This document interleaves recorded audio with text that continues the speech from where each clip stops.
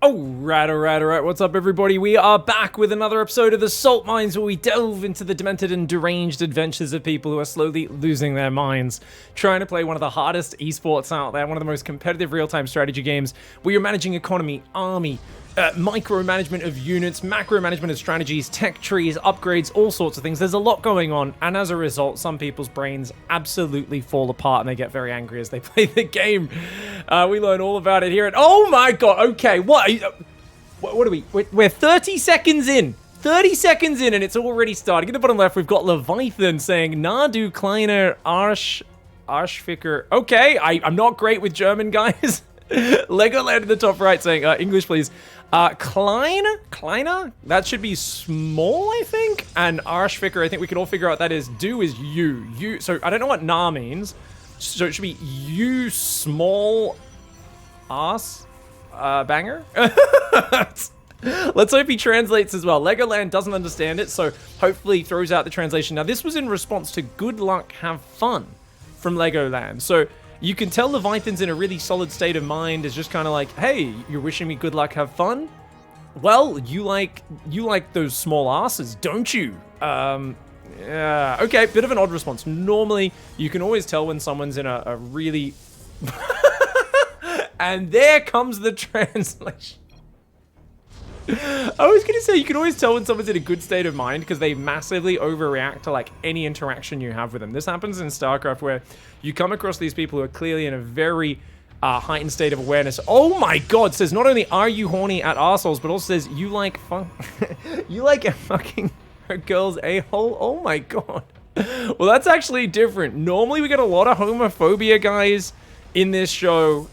This time, though, Leviathan switching it up and says, do you like doing that with girls? So, who knows? Obviously, Legoland man. Man's in the name. We can assume Legoland man is a man. And so, yeah, going for the heterosexual insults this time around. Bit of a change up to what we're used to. Legoland is kind of just chilling so far. Is like, nice. And also asked Russian question mark. Now, I'm not sure if Legoland's trolling or not. Obviously, for those who don't know, in gaming communities, there are memes in, like, the Dota community of Russian players being very aggressive. I know in, like, the Southeast Asian community, everyone was like, oh, I think it was the Filipino players people would claim were the ones who would always swear at you and abuse you. I don't know if it's changed since 2005. Probably has. Pretty funny, though. I feel like Kleiner Arschficker is so obviously German. I don't know if Legoland's trolling him and just trying to annoy the German guy. Probably maybe doesn't like being called Russian. Either way, Leviathan's going to go for the 3-gate here. In terms of the actual strategies, it's a Stargate, Shield Battery, Wall off. Legoland will need to get a Void Ray very soon, or he could go down. These Stalkers could do big damage. Oh my god, he's going to get one Stalker and a Battery. So actually, no, he'll be fine. He's got the Battery and the Stalker. He'll be able to defend. Does have an expansion on the way as well. 28 supply versus 31. If this Adept can get in, it could do well, but 2 Stalkers are about to pop out. The Stalker 1v2 there doing very well for Legoland. Meanwhile, the Adept does get in. Wow, this is a pretty high-level game. These guys are both actually doing a lot of things right now. That Adept is going to take out at least a few units. The Stalkers do pull back right now for Leviathan. And 2 kills for the Adept, gets number 3. Don't think it'll get a 4th one. And indeed, oh, it gets it out. 4 kills. That's a very good start. That gives a 5 worker lead. Now, Leviathan, for some reason, is going Forge, Twilight, and Silver League cannons behind the mineral line. Oh my god. So, an Oracle could still kill your workers from there. But more importantly, why would you be building static on one base against a dude who you know has already expanded? Like, it felt like Leviathan was microing Stalkers, was responding reasonably well. But this strategy is so bad, it makes no sense. On the other hand, Legoland's like, ooh, this guy's on one base, I need to build Void Rays and wall off. But he did see the Twilight in the Forge, which means there's a long time until he actually gets attacked. So Leviathan is going to do the slowest +1 one-base blink all-in of all time, but is building batteries in the base. There is no logic here. So Leviathan's basically doing a one-base all-in strategy, but he's adding tech that's going to take many minutes to pay off, which is going to give the opponent plenty of time to get ready and defend. But he's also building static defense, where obviously you don't want to build defensive structures because you're all in. You're meant to be attacking and killing the other guy. The strategy makes less than 0 sense, especially since this game, APM build order-wise, is clearly at least Diamond League. I would say at least Diamond 2. Most likely, well, maybe not. The APM's a bit lower. Maybe at least Diamond 3. It's above Platinum League due to them both keeping their money low and that sort of stuff. But the Oracle's going to go across the map for the counter. Legoland's up 12 workers. Stalkers are just kind of killing these pylons, waiting for the upgrades to kick in. I don't know what Leviathan is doing. This strategy makes no sense, but I think we knew from the first thing, right? The opponent says, good luck, have fun. Leviathan's like, yeah, are you horny? Are you horny at assholes? Huh? And it's like, already you know your opponent's not in a very solid state of mind. By the way, the Silver League Cannon, genius decision, comes in there and absolutely smashes Legoland's Oracle. Get wrecked, Legoland. Now, what's funny is that can burn through all that energy if no Stalkers warp in here. And there's nothing to spot the high ground right now, so these Stalkers cannot get up that cliff. Oh my god, actually manages to kill a probe, make it to... Oh my god, 3 probes go down, not too bad. That's already a wounded economy. Literally double the worker count for Legoland, who's building Void Rays and Immortals units which hard counter Stalkers. Leviathan at this point is building another battery behind the Mineral Light, just waiting for +1 to finish. This is legitimately the worst thing I've ever seen. There's no way this breaks through a Mortal Stalker battery. What's he gonna do? Blink across the wall? He could kill some stuff, maybe? But I think we're gonna see some juicy rage in a moment. Trades 2 Stalkers for 1. Obviously not a good trade when you're already mining half as much money as your opponent. You can see that income in the top left side of the map. I was like, whoa, they're saying good game. They're dropping the manners.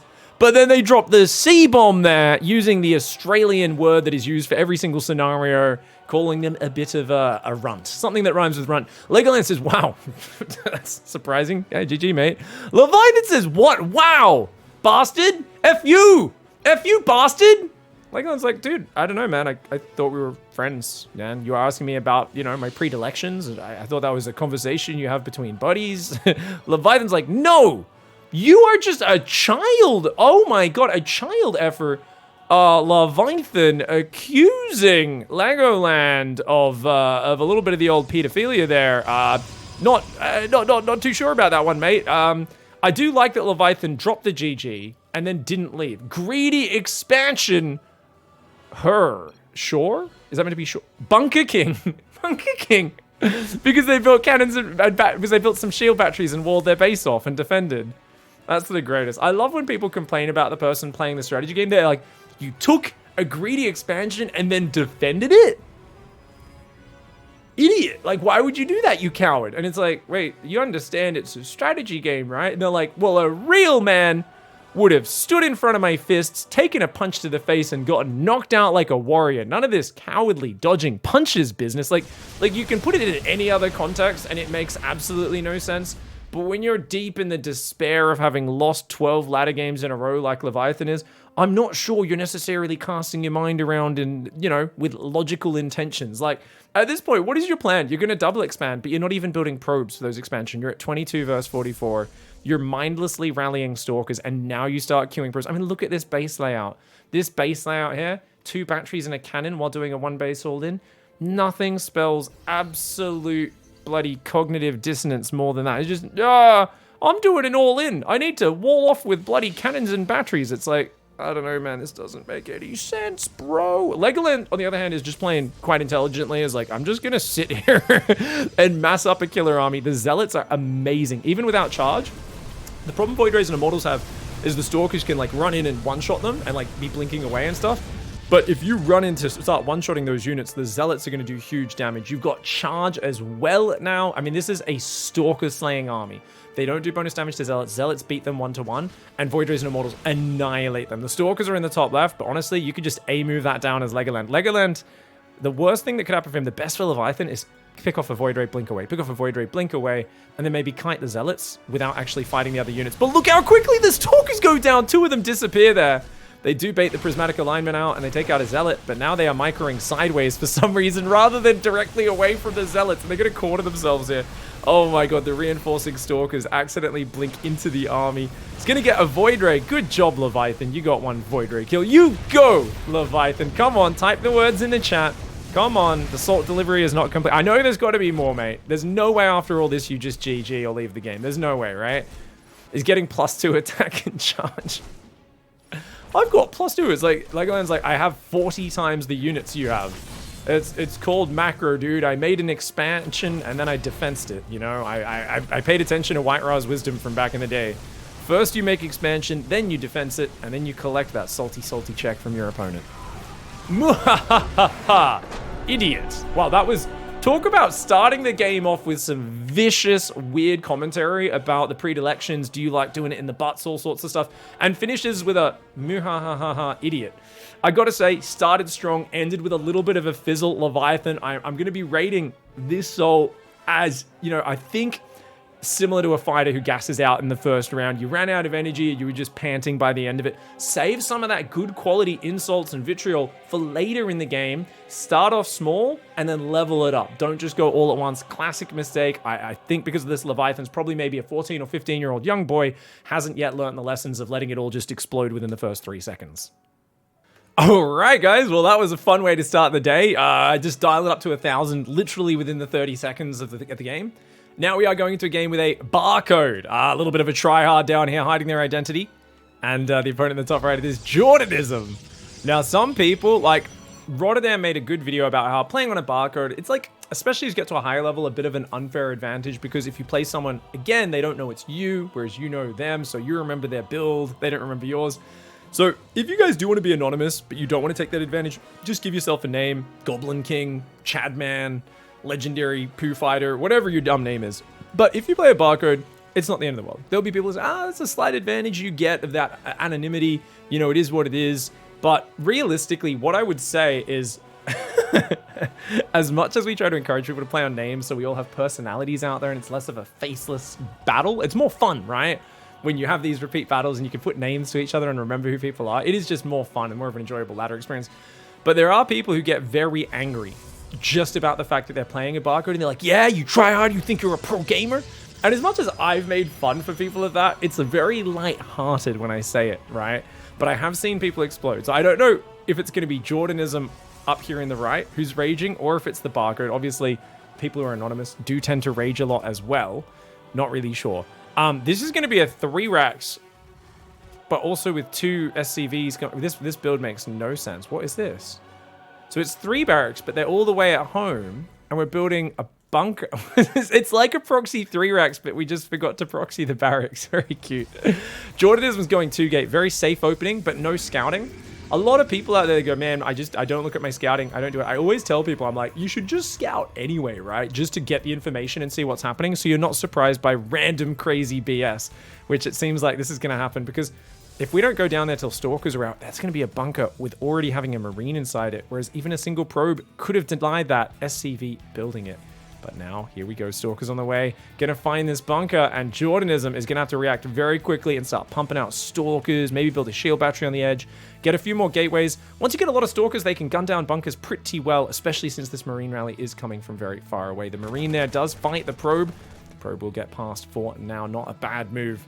Now, of course, for those who haven't watched previous episodes of this show, we recently added a new insult last week, which was, of course, F you, F your mum, F your dad, and the Dalai Lama, which I believe was meant to be the Dalai Lama, but I don't even know. Maybe it's some fictional cartoon character, the Dalai Lama. I don't know. It's a llama that's also a dolly. I have no idea. What I do know is that Jordanism's actually reacting pretty well right now. Building 4 gates, Stalkers, slightly supply block, but that's okay. Could already be killing this bunker with these 3 Stalkers. You can fight it and just pull back the weak ones and set this on fire since there's no SCVs to repair.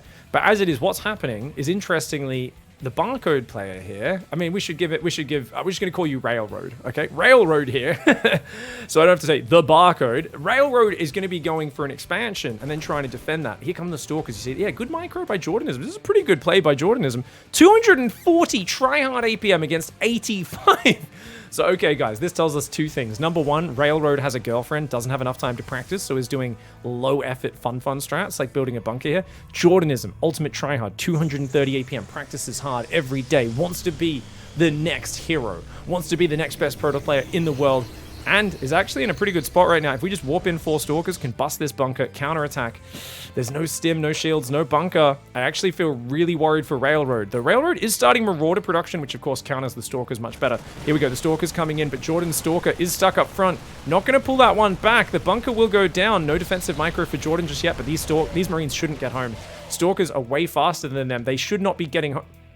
What are you doing, Jordan? Jordan's just chilling. Jordan could have just A-moved these units across the map and killed all of these Marines, but Jordan, too busy proxying a gateway, thinking about the counterattack. 5 gateways, more than you can really support on one base, is going to warp in Stalkers to try and cut off the retreat, but I don't think he's going to get there in time. If those Marines can get back to the high ground and join it with some more units, then Railroad very well may defend. It's going to be 10 Stalkers coming in here. The bunker, 10 seconds from finishing. Jordan letting those 6 Marines escape is huge. This gives Railroad a chance to maybe barely defend this expansion. It's going to be close. Focus the SCV. Focus the SCV. Does not focus the SCV. The Marines get inside. Big mistake for Jordanism there. Jordanism is losing the Stalkers. Needs to focus the Marauders down. Does actually do that. Gets one of them, but good micro by Railroad. Pulling back those Marauders, making it hard to focus them, and barely holds on against the counterattack.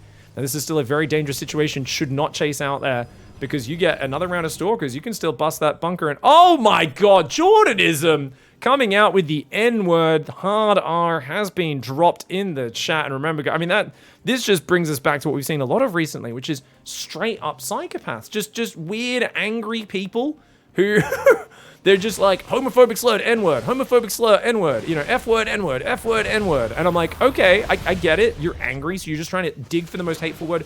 I gotta say, guys, though, if you really want to affect your opponent, sometimes that affects people, but you got to realize that it's overused. If you're out there and you want your opponent to feel bad, you should probably pick something that surprises them a little bit more. The moment you drop that one, people, it's very easy to know you like to hang out. You know, you wear a hood on weekends. You like to carry flaming torches and run around trying to find people of different pigmentations to beat up. Like, you know, they know that your opinion holds absolutely zero weight. Nonetheless, Jordan's actually doing really good damage, but that SCV surround was sick.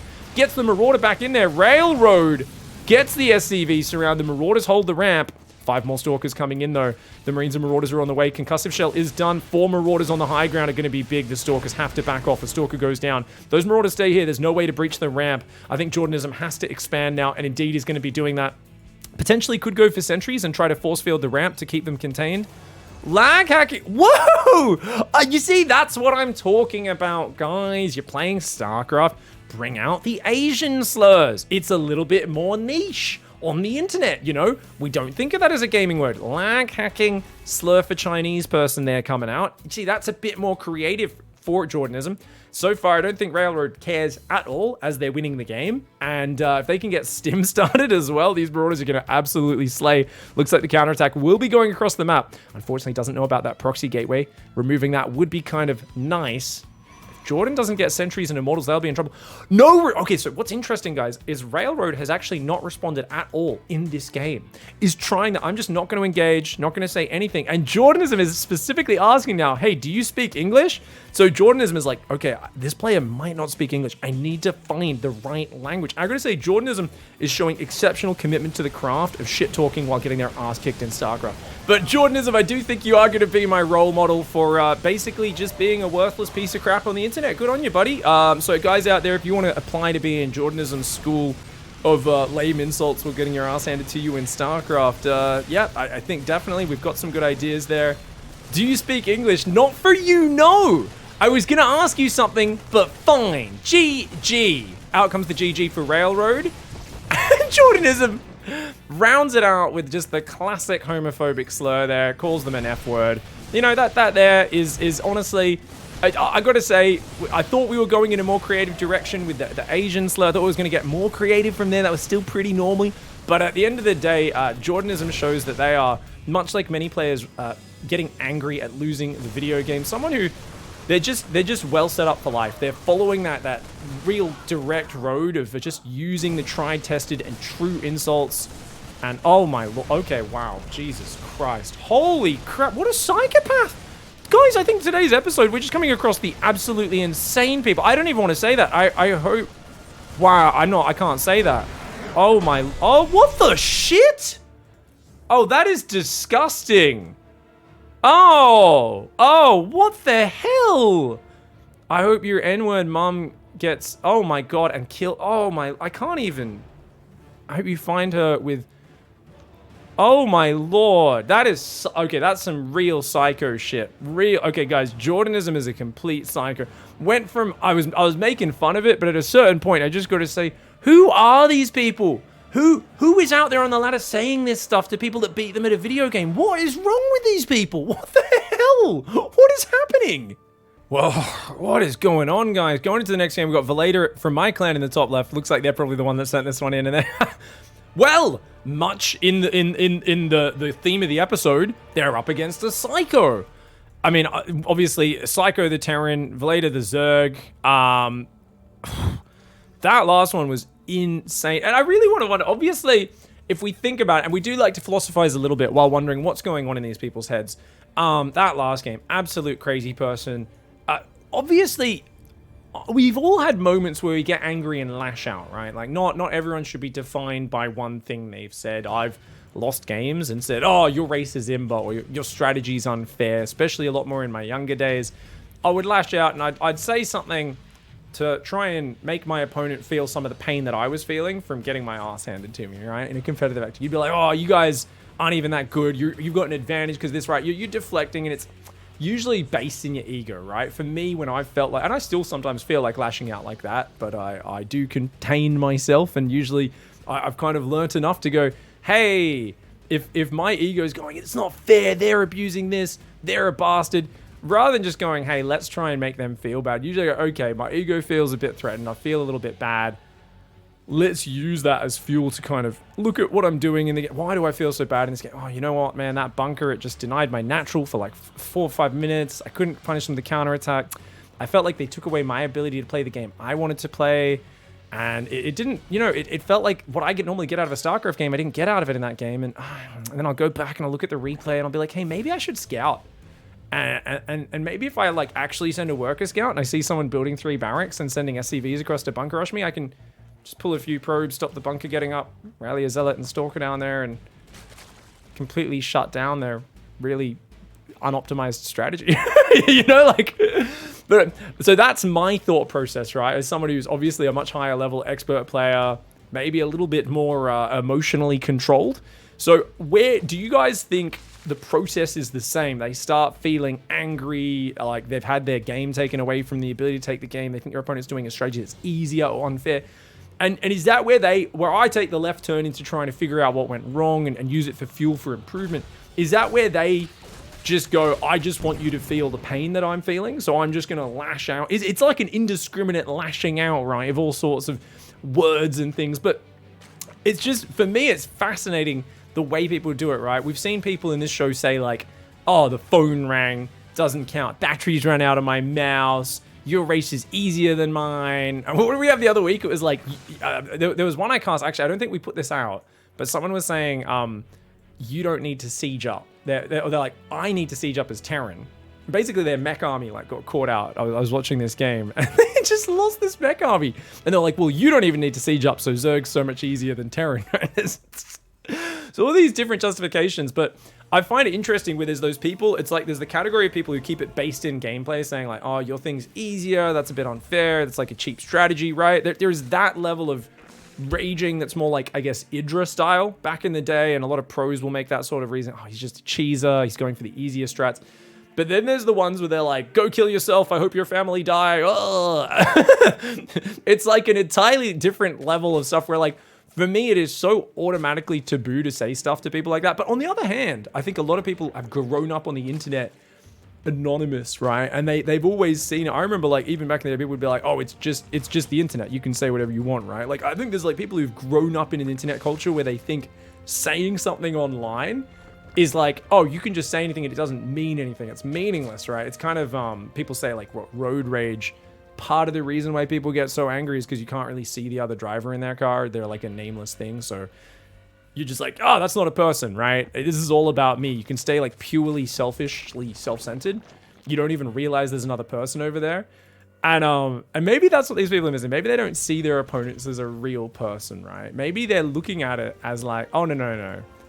Like, they just don't have any empathy for their opponents. It's like, this is all about me getting the experience I want out of the game, and there's zero respect for my opponents. I find whenever I start getting really salty and angry, the antidote I have for that mindset is to watch replays from my opponent's point of views and look at all the little details and strategies they're doing and how they're optimizing things, and think about it from their point of view. And the moment I have empathy for how much work they're putting into the game, how much they're thinking through their strategies, the beauty of the timing attacks they're doing, I'm like, it's not just this faceless thing that's beating me, but it's like, oh, that's another person that loves StarCraft that's kicking my butt, right? So I kind of feel like that viewpoint is missing in some of these rages. But you guys let me know. And if any of you have also said just some crazy stuff on the ladder in the past, is it because you were just in a dark place in your real life? Like, what was it that led you down there? You know, I'm a lot of people are like, oh, this show is just about laughing at people saying crazy stuff. But the more I watch it, the more I want to understand, you know, is it you being bullied your whole life at school, and then this is, you know,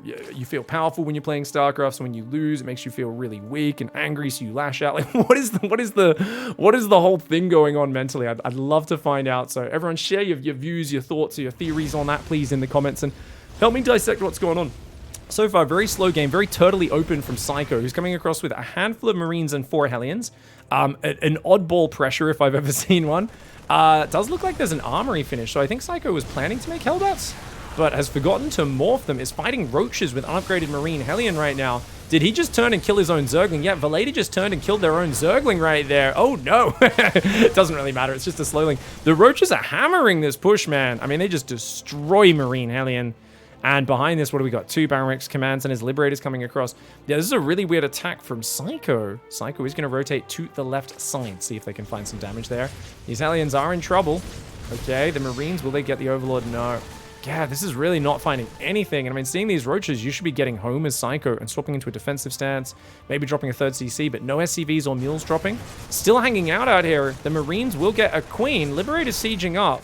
Psycho's trying to be a nuisance here, but I feel like Valeda can just A-move this at any point, especially if they bring Queens down to deal with the Libs. I mean, the Roaches could A-move across the map and probably just win the game. There's nothing really over there. The Liberator, though, is going to get some damage right now. So far, no rage, no interaction at all. These players didn't even, good luck, have fun each other, or if they did, it was on the countdown screen, so it didn't show up in the replay. I think if you rewind the replay back to the start, it'll show the pregame text, but otherwise it won't show it.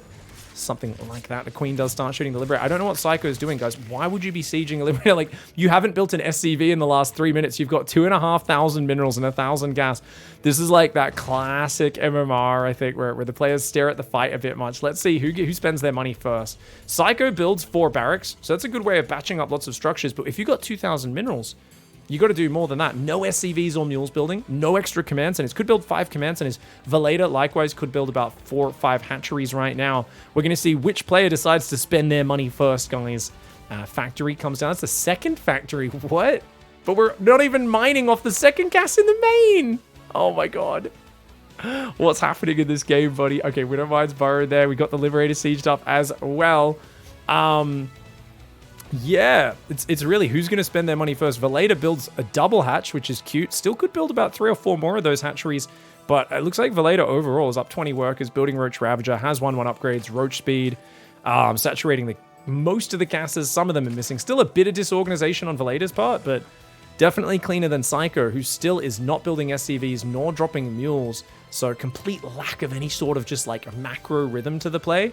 And now building a command center, instead just burrowing random Widow Mines and Libs everywhere. So from the mechanical level, feels like Psycho surprisingly using control groups. That's interesting. 1 has a Marine, 2 Libs, all the production on 3, all the command centers on 5. That's not a bad control group setup. The Zerg player, whole army on 1, Queen on 3, Overlord on 4, and all the hatcheries on 5. Also not too bad. Roach Ravager is going to come over. That's a free kill on that command center. Big problem here for Psycho. Valeda can shove right in there and absolutely win the game right now. I think maybe not actually. These Widow Mines, and obviously it's hard to shoot the Liberators. You need 3 Biles on them. Ooh, the Widow Mine's getting some juicies. Great Biles do take down 1 of the Liberators. Unfortunately, no Overseer can't clear these Widow Mines, but oh, the Biles are going to take out the Lib, and that is huge. If there was an Overseer, I think this would be game over right now. As it is, Valeda's still going to do some very good damage, taking out the 3rd, trading out against a lot of these units. And it looks like that Roach Ravager is just doing even more damage. The Biles land on not only the bunker, but they also then start hitting the Marauders that pop out of it.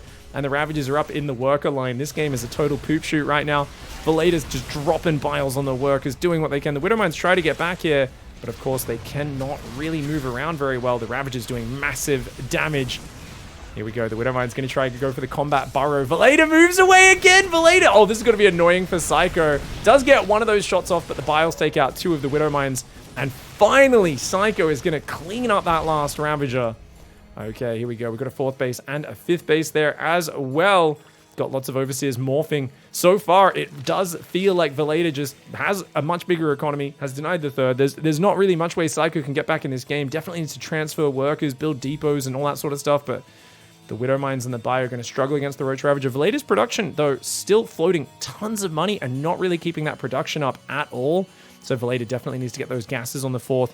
And the Overseer's coming across, but no Overseer speed, or Overlord speed, so they are very slow. Army comes out here for Psycho. Uh-oh. Widow Mines will get some nice juicy hits on those Roach Ravagers, but the Marauders on the left, ooh, they are in trouble. And the Roach Ravager getting, I think, a good enough fight here. It feels like Veleda's production is very slow to reinforce across this map, but Psycho coming on in there, it just cannot get this third up. This has got, yeah, I mean, Psycho, just the lack of macro and now giving the third denied is doing some nice little fancy micro maneuvers, but it feels like Veleda's got, what, 4,500 minerals, 500 gas. Not the biggest gas bank, it's out of balance, but, I mean, when your opponent's got 2 Marauders and 2 Medevacs, I don't think it matters. The Ravagers are still microing their asses off on the front of this map. Veleda hanging out here. More Hydras starting to rally in as well. Definitely hanging out here. It's really funny because I think what's common at this MMR is you see players staring at fights rather than spending their money and like over microing like 4 or 5 units each. And it's just funny because like this game is so over. Like if Veleda could just actually rally roaches nonstop, it's so over. Psycho, I mean, there's no tanks. There's nothing really coming out except Marine Marauder. And you feel like I could almost hold, and you don't realize the Zerg has 4k minerals in the bank. Like you could hold this army. All that's going to do is force Veleda's attention to actually spend the money and then you're dead anyway. So Psycho's hanging on by a thread. Not realizing that thread, even if that thread holds for another minute or two, you are so outgunned and outnumbered. It's a 5-base Zerg versus a 2-base Terran. Finally, Psycho does get overwhelmed here. A real sloppy, scrappy game. And, oh, fuck your family. All right, I like it. Kind of wholesome compared to what we've seen so far today. Just a casual fuck your family. I like that he goes straight to fuck your family. Not fuck you, fuck your family. I like it that people have learnt from literal bad guys out of movies where they're like, no, no, no.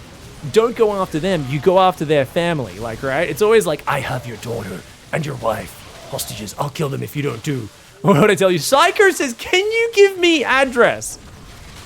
The wrong order. Guys, if you ever want to go murder someone, you've got to ask them for the address, then tell them you want to fuck their family. Come on, man. I make puzzle from your mother's face. Oh my god. I make puzzle from your mother's face.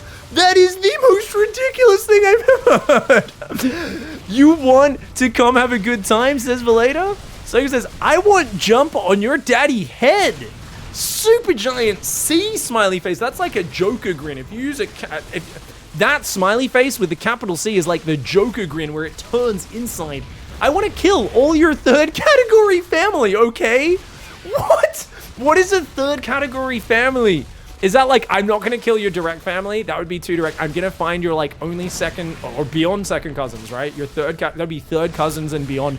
Distant relatives you didn't know about. I am going to 23andMe one of your hairs off your head, and then I'm going to find out distant relatives and kill them. Yeah.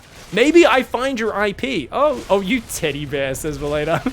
I can rub your mother, son of whore? Veleda's like, sure, buddy. I don't know what you're saying, but sure. Fuck your family, mother. Fuck your family. Fuck your god. Underhuman. Oh, underhuman? He just called him an underhuman. All your dirty family die, you underhuman.